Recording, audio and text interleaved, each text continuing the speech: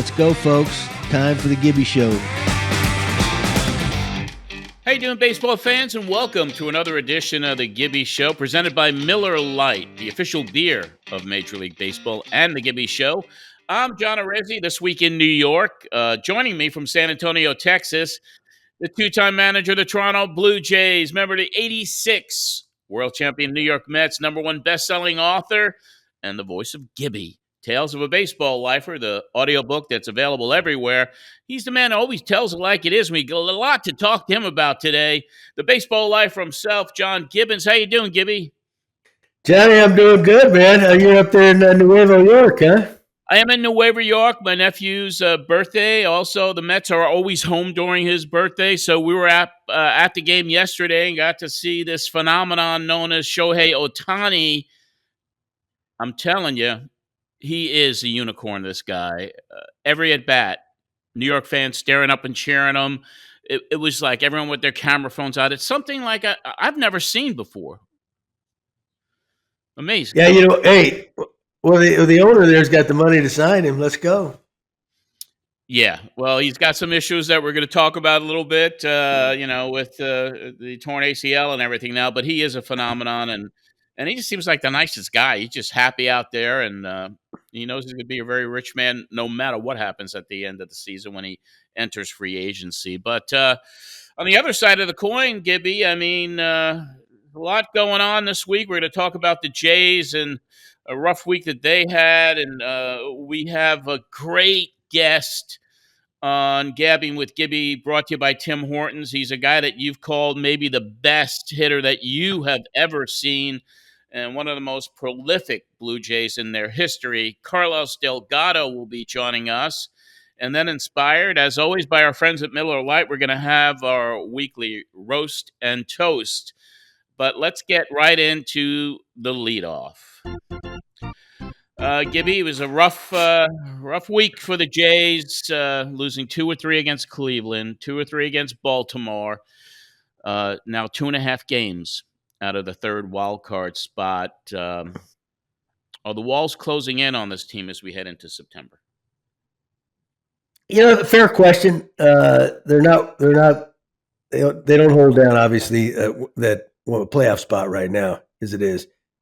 I'm not ready to give up on them, and I hope their fans aren't ready to give up on them. They're still too good a team. There's still a lot of baseball to be played.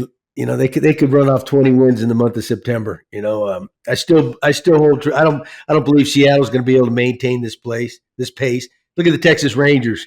They coughed up first place in the division, and they were running away with it. Somewhat run away. Houston, the defending champs. They've had their struggles, and so it's all bunched up. I'm not making excuses for anything, but a good month, and you got to remember too. It's funny, we were talking earlier about a few months ago we were talking about all the playoff teams might come from the American League East. Now they could all, other than Tampa, they could come from the West. That's kind of what baseball is. When you do it every day in these 6 months. So those teams, the Rangers, the Astros, Seattle, they're going to be playing each other. Not a lot like they did in the past, but they're going to go head to head. So if the Blue Jays just win some games, they're going to be making up ground on somebody sooner or later. But they have to have a good month. There's no doubt. They, you know what? This could harden them. I can remember in 2016, we had to take it on down to the final weekend and win in Boston, where it's very tough to win, especially with those teams back then, and even win on the last game of the season to get into the wild card play against Baltimore, right? So sometimes, you're battle hardened. It's not going to be easy, but it's not supposed to be easy. But I think the fans stick by him, They do. It's frustrating, but the fans got to remember it's more frustrating to those guys in that dugout than it is to them. Yeah, and they're supporting the team. They're showing up in big numbers there at the They're just supportive of this team. But you get bitten a little bit too. There's some injury things going on right now. Obviously, that compounds the problems a little bit with Bo Bichette leaving the game Sunday with some right quad tightness. Just 8 days after he returned, and then you have Chapman with the finger inflammation that he got in the gym, and it cost him a few games, and now they're doing other imaging on him. And then, of course, Eric Swanson placed on the 15-day IL with thoracic spine inflammation. Gibby, I mean, the team doesn't need this stuff on top of what's going on right now, and it makes you think a little bit too. Like Paul DeYoung, who was released and now went to San Francisco, is doing well. Maybe that was a little premature, but as the team's trying to get back to winning ways and put together a streak, does it affect the mentality too when guys are starting to go down left and right, and you're seeing the injury bug hit you at probably the worst time of the season? Yeah, well, but this way, it doesn't help. But Bo would be the key one, because he was out with that aggravated knee not too long ago. You look at the Texas Ranger. We're talking about how they hit the skids, right? Josh Young went down, right? The third baseman. And it's kind of been, it's kind of fall along that line. As far as Swanee's been so good from the bullpen, but they have a lot of depth down there. And of course, you got to tip your hat to him. They signed Chad Green, and he's on the horizon to fill those needs. So that their bullpen's is really, really strong. I don't think that they'll notice that as much. And then, of course, Chapman, you don't know what's going on there. You need your regulars on the guys that are going to be out there every day. There's no doubt. But you know what?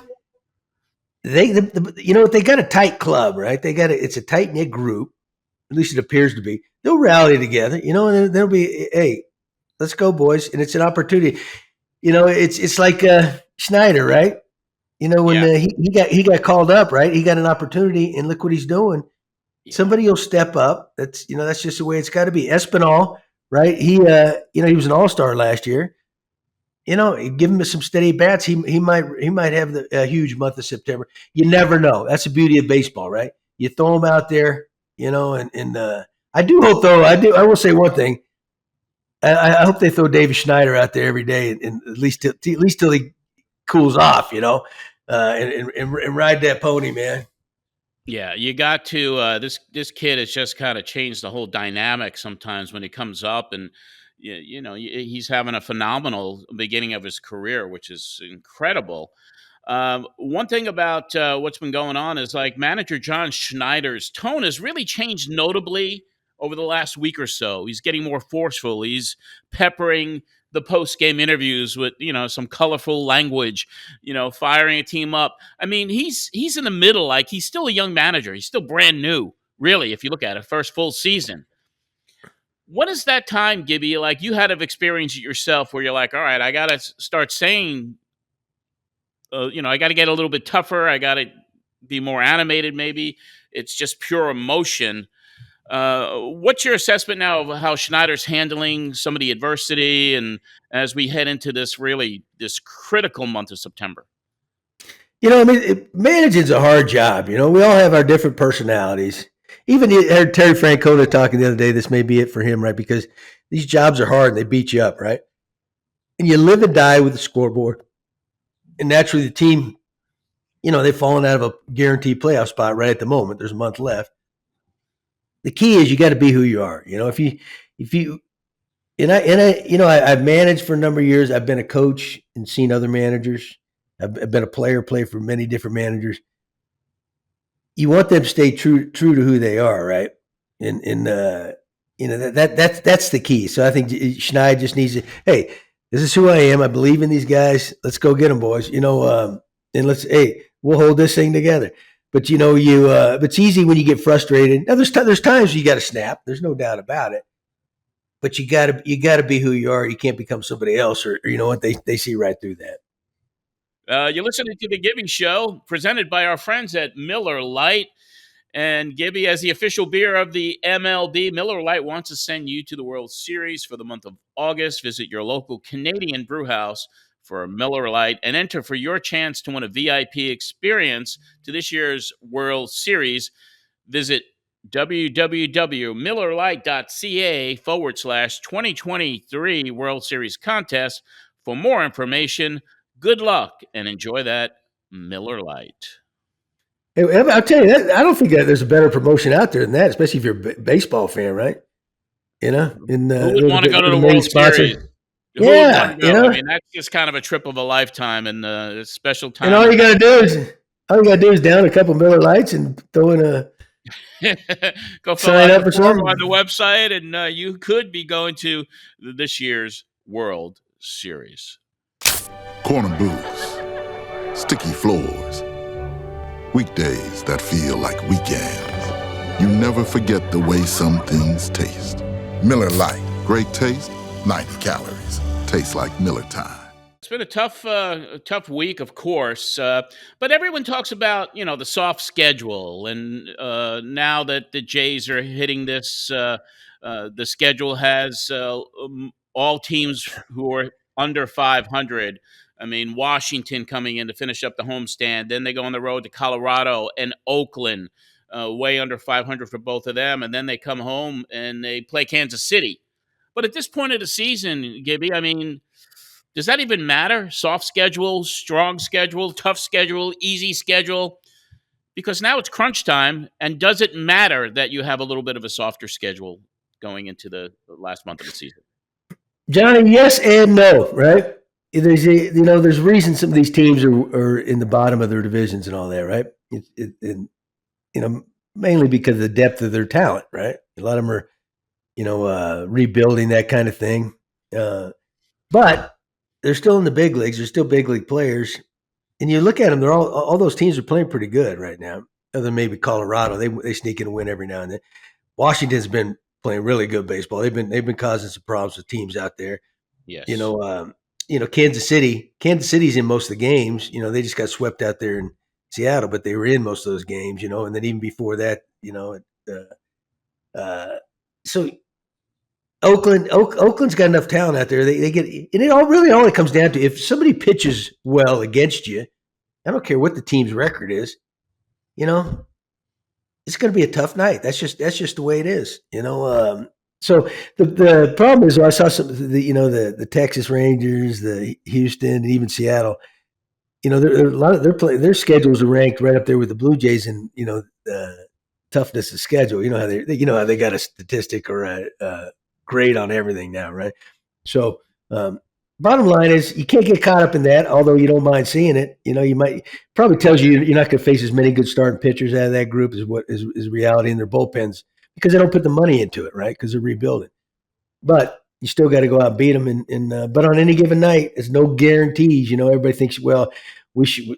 You just named off those 4 teams. We should win 12 of those games against the 14s or whatever. No, it's not that easy.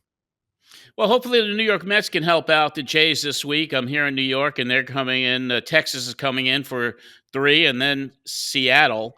So I'll be at some of those games, rooting on the Mets, of course. And let's see if we can help the Jays out this week. Our New York team can help the Jays out because at this point of the season, every game is critical. We're hoping for a good finish for the Jays, and now. Really, I mean, to win 90 games, they got to go. They really got to go 21-10 to finish at 90 games. With their pitching staff, that's not unheard of. No, we go back to the schedule you're just talking about. Yeah, I got to. You know what? They may have the best month they've ever had this month, and you know what? We'll be looking back and go. Remember, back at the end of August, everybody's going, and you know what? Then they might catch fire, and then at the right time. Well, that's the beauty of the game. It has changed so much. Nobody remembers that Tampa got off to a historic start, do they? No. What about Pittsburgh? Pittsburgh was doing exactly. Phenomenal. Exactly. So anything can happen. Anything can happen. That's right. That'll wrap up the leadoff, and now it's time for Gabbing with Gibby, brought to you by Tim Hortons. Twist up your snack time with Tim's new savory twist, served warm in 4 cheese or everything seasoning. They're a buttery and flaky pastry, freshly baked throughout the day. Snack and go with Tim's new savory twist today. They sound delicious. Hey, dang, Johnny, they got a great menu. They're constantly changing things. That they're offering different things. So, hey, you're never going to get bored by going there, right? No, something for everybody, for sure. Our friends over at Tim's, always a pleasure to talk about what's new on the menu and what comes back on the menu. It's always a pleasure to talk about Tim's and, of course, the sponsor of Gabbing with Gibby. Today on Gabbing with Gibby, brought to you by Tim Hortons, we bring on one of the true legends of Blue Jays baseball and really one of the true greats of the game. He was awarded the Silver Slugger Award 3 times, 2-time All-Star, Hank Aaron Award winner, Roberto Clemente Award recipient, accomplished the feat of hitting 4 home runs in one game back in 2003, becoming the 15th player in the history of the game to do that. Played with the Blue Jays from 1993 to 2004, and he is one of the Blue Jays who has been honored in the level of excellence, and it is an honor to bring on to Gabbing with Gibby, Carlos Delgado. Carlos, an honor to meet you, my friend. Same here. Thanks for having me. Looking forward to it. It's great to catch up with you guys. It's good to see Gibby, all a TV personality now, huh? Who would have thought? Who would have thought about that, huh? Go figure. Hey, Carlos. Obviously, what this tells you is anybody can do a podcast. See, anybody. Just get you. Well, anyway, hey, it's a true honor for me. But not everybody can manage a baseball team, and you got that experience to go to your podcast. Some of these people with podcasts, they're talking and they got no idea what they're saying. Oh, hey, Carlos, I appreciate that. But I got to start this off. Number one, there's not a better guy that I ever came across in my career. I mean, just a first-class individual. That's the most important thing. And you know what? From the baseball aspect of it, I've never been around a better hitter in my career, and I've been around a lot of good ones. I've seen a lot of good ones when I was my playing days, and then when I was a coach and a manager. So thank you. I've never seen anybody do it so easy and be such an intelligent guy. But listen, what are you doing these days, my friend? I'm in Puerto Rico, happily retired, still busy. I got 2 kids. My son is 16 years old. My daughter is 14, so dealing with teenagers is just a whole new ball game. You need a different language. You didn't get it. They didn't prepare you for that, so that's good. I still spend a lot of time doing charity work for the last 23 years. I have been a part of an organization that we founded, a non-for-profit called Extra Bases. That keeps us busy. We try to impact the lives of young kids in Puerto Rico, mostly inner city kids that have been abandoned, and after school program, that type of thing. So that's always fun. It's very rewarding. And then on the side, we do a little bit of real estate. So I'm always busy. I always got things to do. The only thing is I come home every night, sleep in my own bed. I don't have to go from hotel to hotel, which is a nice break. Oh gosh, yeah, that's right. That's one of the baseball. Everybody thinks baseball is all glamour and glitz and glamour, and it's a wonderful life, and it is. But it's rough. It's you're from Puerto Rico. You're living in different cities now. You're on the move constantly, and when that day comes when you're finally retired, you kind of exhale a little bit, and it's not too bad. Yeah, it's really not bad. I love the competition. I love the game. I'm not saying anything bad about it. But it's taxing. At the end of the day, you're out there for 160 games in 180 days, and you travel from city to city, and then in April you go to Detroit, it's freezing, and then in August you go to Texas, it's smoking hot, and you gotta 7 o'clock, you gotta roll out there, do what you gotta do, continue to maintain and do your preparation so your body can deal with that load. But when you're 21, you're not thinking about it. Now I'm thinking about like a 50-year-old. You know what I'm saying? But when you're 21, you don't care. You just go and play and hang out and do what you got to do. I mean, it was a wonderful life. Don't take me wrong.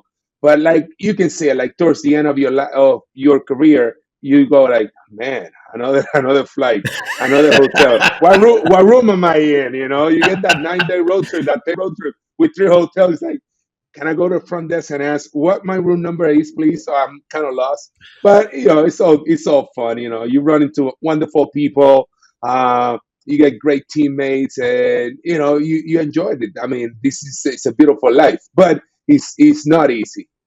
Oh no! Hey, but you got to remember too. You live in paradise, man. You come from paradise, right? You go to some of these places. It's a little bit. Hey, one thing people don't know, because are you still in Aguadilla?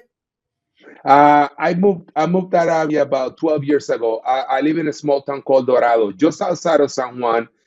It only takes me about an hour and 20 minutes to get to Aguadilla, where my parents live. My sister and my brother's still there, and we keep a house there. I mean, it's nice to go home. I say home is where the family is. So, Right.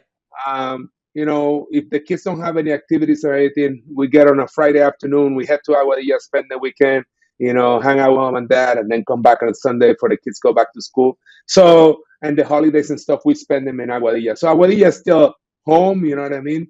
But Dorado seem a little more convenient, a little closer to San Juan. Some of the stuff that we do happens to be in San Juan. So I get the best of both worlds now.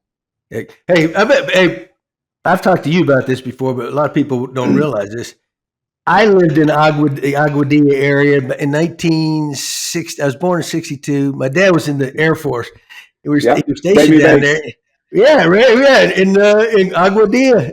And my mother always said, "I want to die down here. This is paradise." Now she's down here suffering in hot San Antonio, Texas now. But yeah, Dorado Beach. Oh man, that was some good times. Yeah, it's nice. It's beautiful. I mean, you got the water, you got the mountains. It's hot. I'm not saying hot, but it's a beautiful place to live. All right. Hey, Johnny, what do you got for Carlos? Well, so much. I mean, what a career. Spent the majority of your career in Toronto as a J, spanning 93 to 2004. And when you look back, how special was that time in Canada?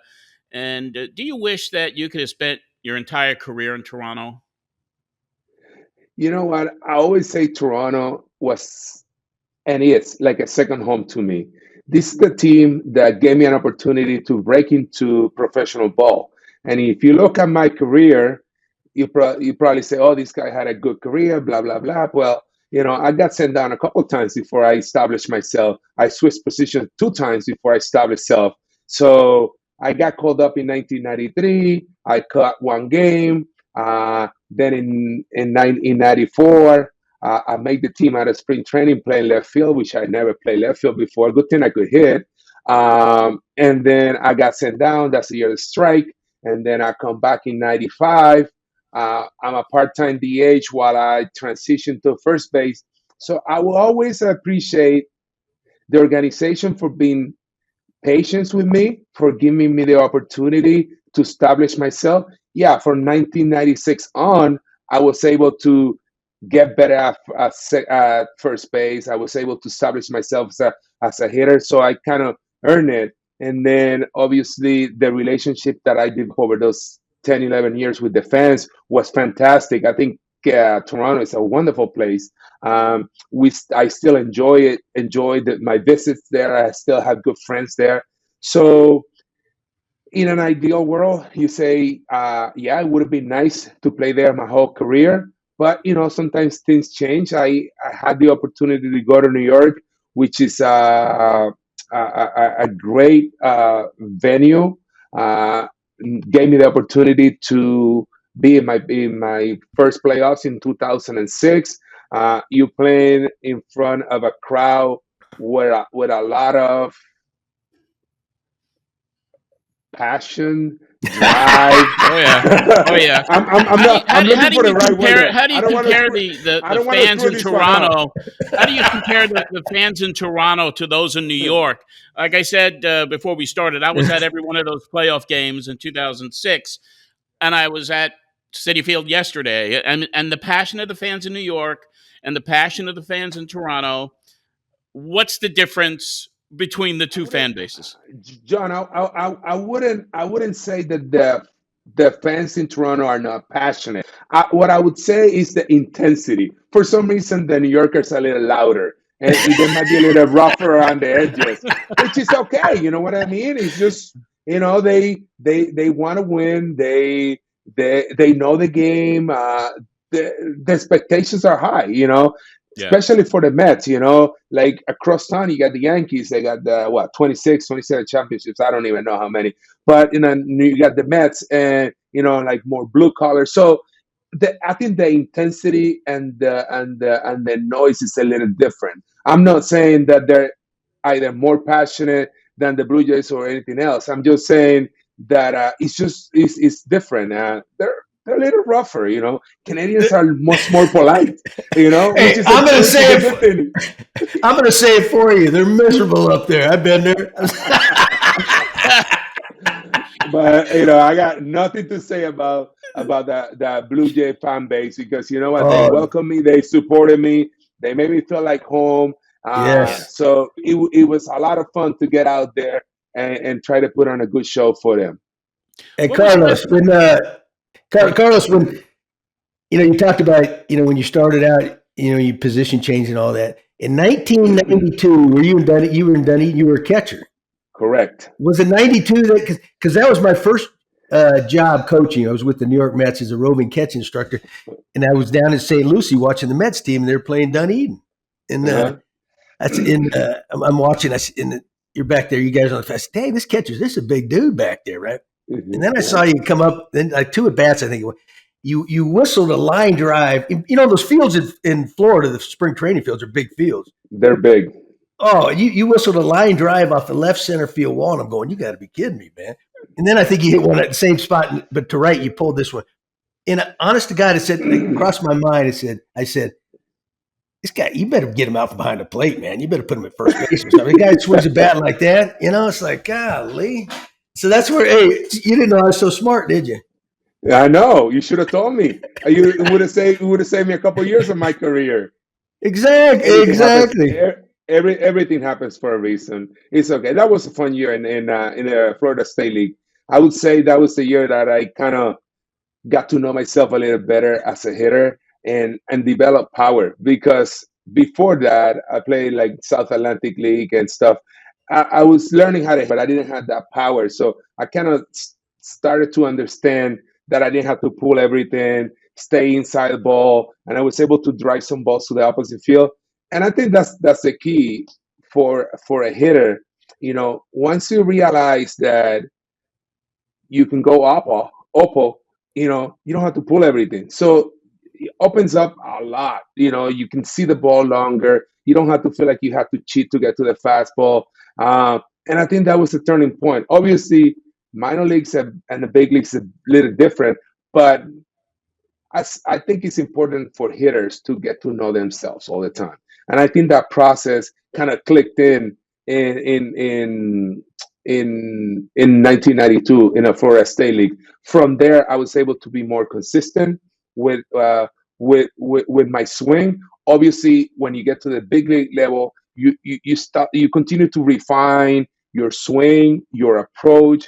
I mean, it's different. They can make adjustments quicker, and not just the adjustments, it's the execution of the adjustments. Because I say, well, I can pitch him outside and get him out, but if I don't hit it outside, I won't be able to get him out. And that's it. That's always the battle. And I tell young hitters, doesn't matter. They have a scouting report, but they have to execute their part. So it's important for you to execute your part. You know what I mean? It's hard to hit that nasty pitch on the black. Just have to hit mistakes. And you got to be ready for that and got to be ready to execute that. And it's always a learning process, and it's always have been for me. I'm glad it started a little earlier than for some other hitters, but it's always a work in progress, always a work in progress. You just can't just have the same approach, same swing for your whole career. Some days you're not feeling that well, you start getting older, your bat speed is not the same as when you were 21. So you have to think about the game, you have to see what's in front of you and kind of read the room so you can make the adjustments accordingly. Add a twist to snack time with Tim's new Savory Twists. They're a buttery and flaky pastry, served warm in 4 cheese or everything seasoning, so you can enjoy a quick and tasty snack break anytime. Try Tim's new Savory Twists today.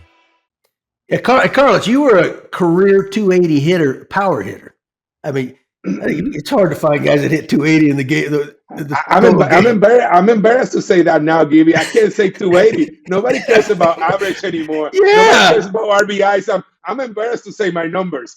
Hey, well, let me tell you one of the most impressive things I have ever seen in this game. You would keep a booklet on the bench. And I remember watching like after in the bat, you going down and going, what the heck's he doing, man? Is he writing a note to some fan or something or what? And it turned out, somebody told me he writes down the tendency of a pitcher, how the pitcher pitched him that at bat. And I'd never seen anybody do that. I still haven't seen anybody do that. Tell us a little bit about that. I mean, if that's not ahead of the game, I don't know what is. Well, I'll tell you exactly what's in the book. I will write down every pitch that they threw in that at bat and the result. I will down who was the catcher that day, and obviously who was the pitcher. So then I try to pick up tendencies. You know what I mean? If I'm going like 3 at bats, first pitch is fastball away. By the 4th at bat, I'm not guessing, but I'm estimating that that might be it. Or if I'm going through a series, I go to Philadelphia. When I was with the Mets, I went to Philadelphia. That was the only team that pitched me in. So I knew that. So I would sit in on first pitch and I try to yank one foul, try to get him out of there to open up for the rest of the series. Some pitchers would like to start off soft, a little get me over curveball. And over the course of 600 at-bats, you're going to forget things. But once you write it down, you can always look back and I say, oh, hold on. They're starting me off hard and finishing me out soft, and the results are out, or the other way around. It doesn't matter. I just kind of wanted to have a sense of next time I face that guy or that team, what tendency they were using. It wasn't rocket science. It was data. I just wanted to see what was out there. Obviously, if I saw something else, like if I see a guy tipping, I would write it down. So next time I knew exactly what I was looking for.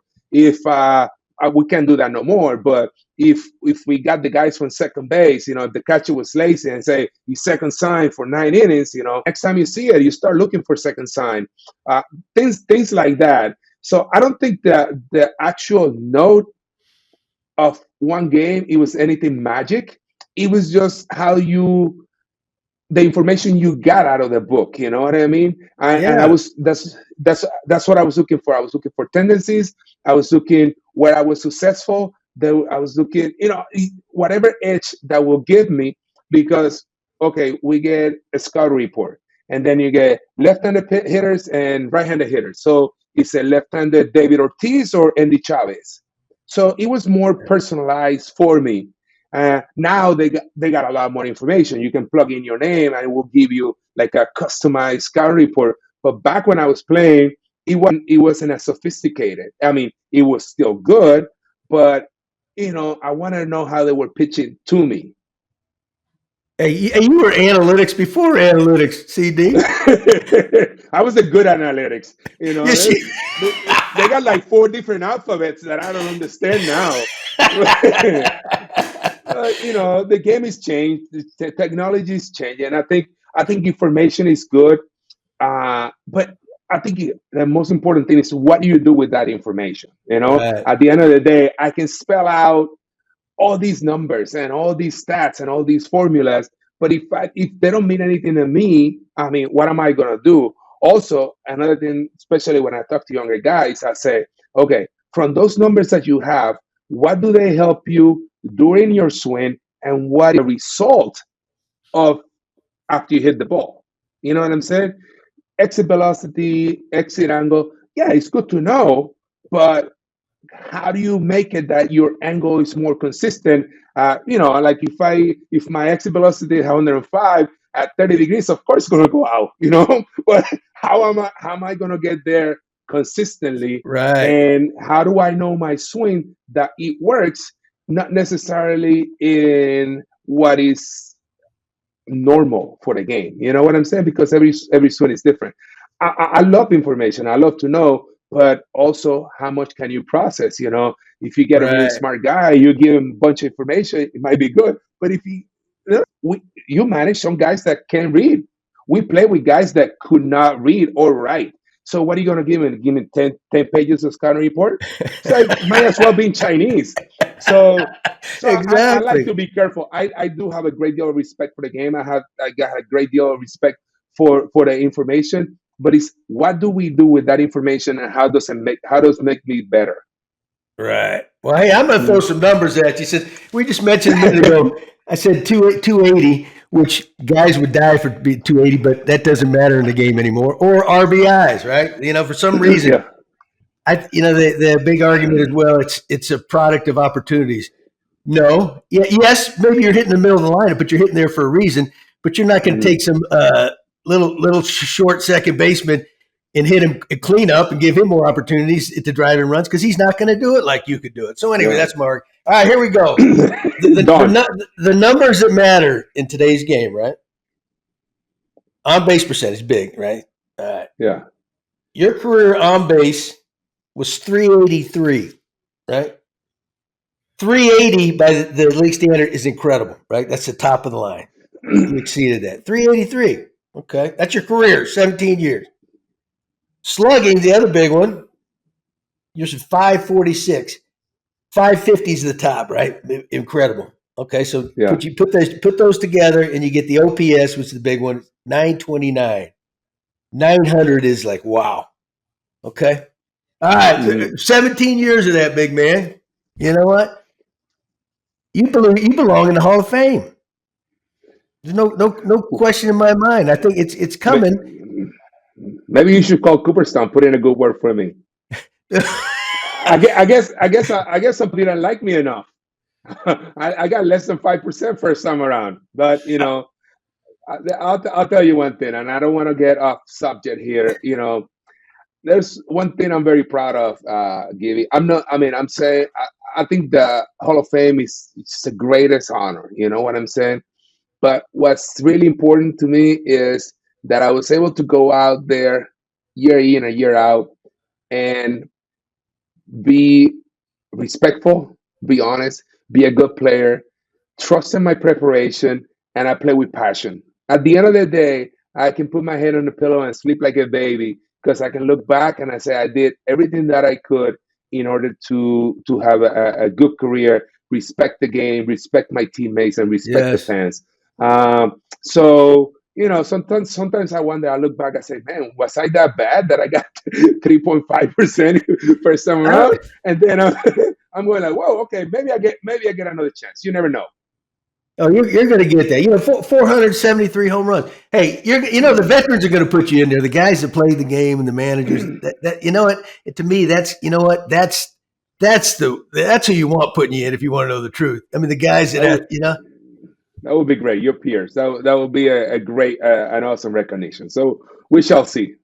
Exactly. Johnny, what do you got for him? Then we got to turn the loose here in a minute. Got it. I mean, you talked a little bit about the analytics and how there's so much of that going on today. There's a lot of changes in the game that's taken place over the last few years to speed it up.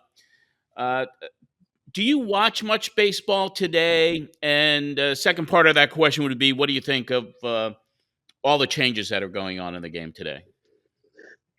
Well, to answer your question, this summer I haven't watched a whole lot of game. I usually don't watch a lot of games, except the playoff race and the playoffs. I like to watch that. Just the intensity is a little better, the quality is a little better. Obviously, a lot of the changes that were introduced, I like some I don't care for. As a hitter, I can tell you I would have loved not to have chipped.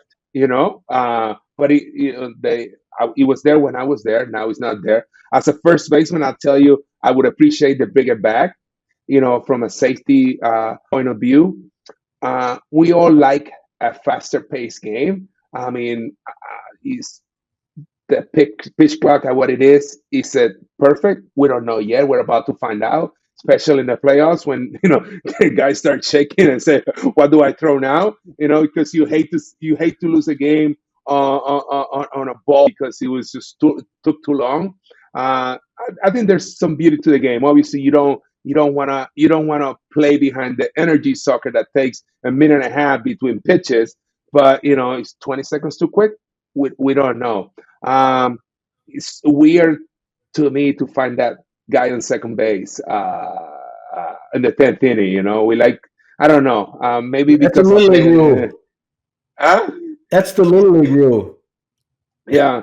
So I mean, another thing that I don't see position players pitch. You know what I mean? It's just like, manage your bullpen.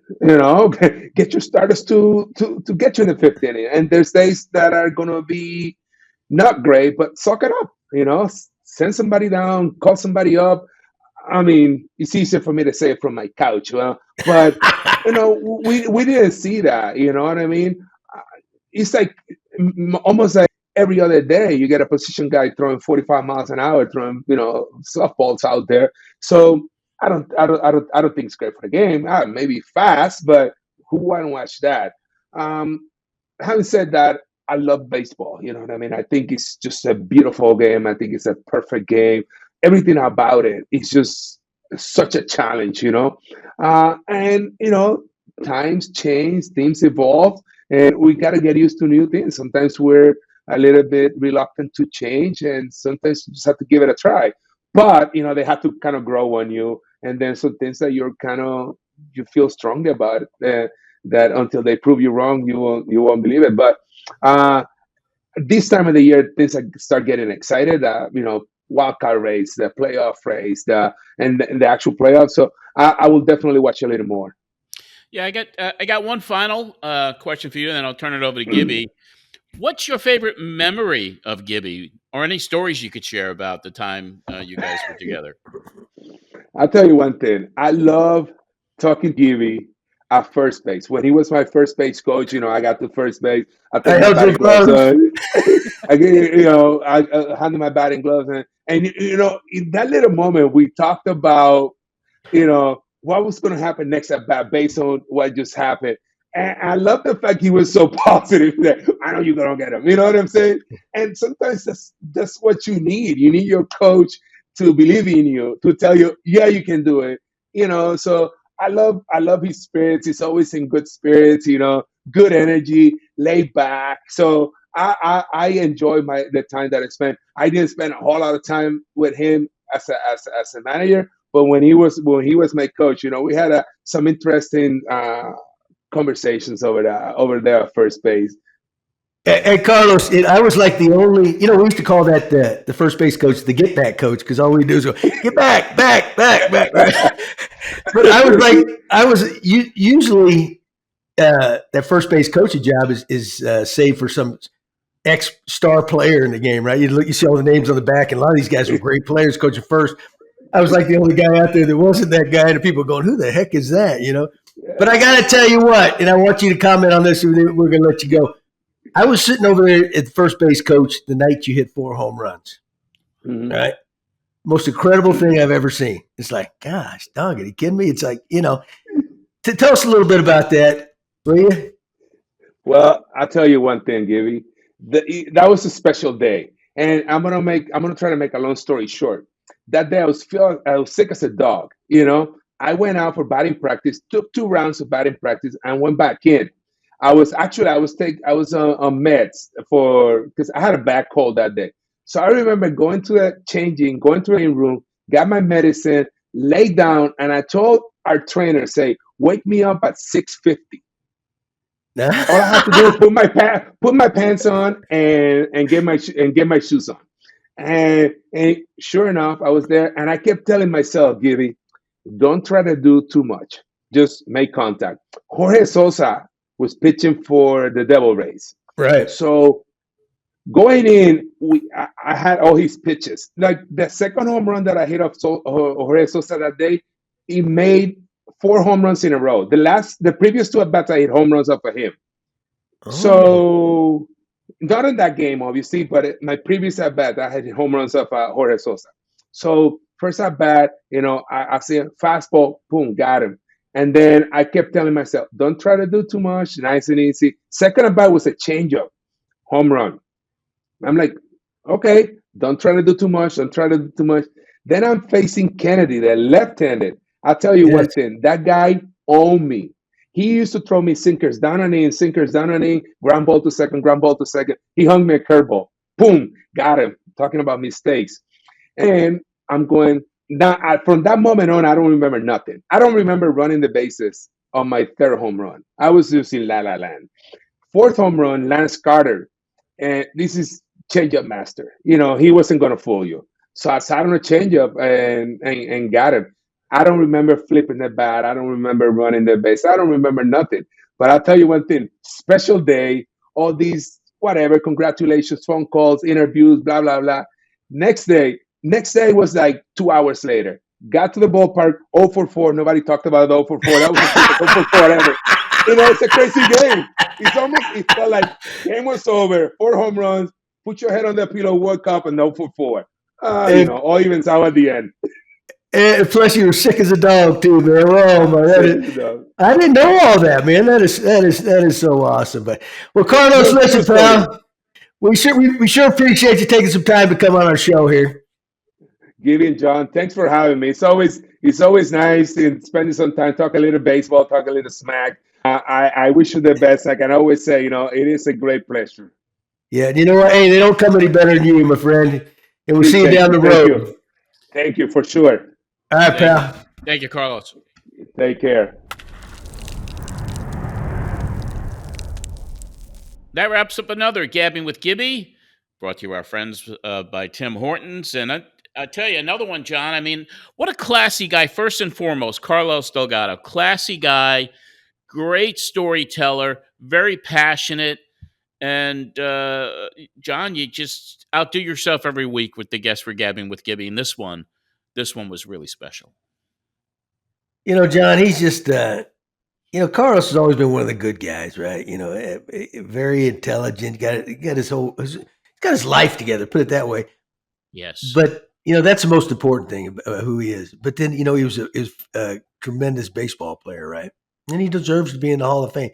But he could do anything he wanted to. You could tell that years ago, when he was still a young man playing the game.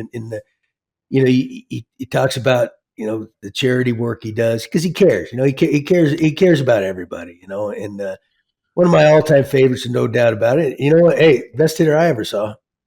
Yeah. Absolutely. Great guest. And you know what, though? Hey, he was a pretty darn good first baseman, too. You never get recognized for that. Yeah, he was a good first baseman. Oh, yeah. Well, I used to love watching him play, and the time that he spent with the Mets here. And I always wondered what he was writing down in those books, and we got the answer. So, yeah, very, very cool. Oh, yeah. Very, he didn't get a lot of postseason appearances, which I think hurt him, but he never really had the supporting cast like some of these teams, He was almost a one-man show. He had some other guys around, Vernon Wells and some other, but, not enough to counter back then the Yankees and the Red Sox when they were, the Yankees and the Red Sox. But you know what? He always produced. He played every stinking day. He was out there but so when he finally did get in the postseason with the Mets, the 2 series he played, he hit 4 home runs. He slugged over, 1,000. Amazing. OP. Yeah. Yeah, so, and just an incredible body of work over the course of his career, and an elite. He has elite numbers. Elite. He's got Hall of Fame numbers. Oh, yeah. Come on. Let's go, people. Veterans Committee will do justice. Let's go. Yeah. All right, now, inspired by our friends at Miller Lite, it's time for this week's Roast and Toast. And, John, will start off with the roast. Fans of the Los Angeles Angels went wild on social media this week when the team revealed that baseball's best player and top attraction, Shohei Ohtani, has a torn ACL in his elbow, which will probably lead to a second Tommy John surgery at some point, and he will not pitch again, at least for the rest of this season. He continues to DH, and then he'll decide once they get the MRI done. Angel fans flooded social media with cries that the team should not try to re-sign him now, should have traded him when they had the chance.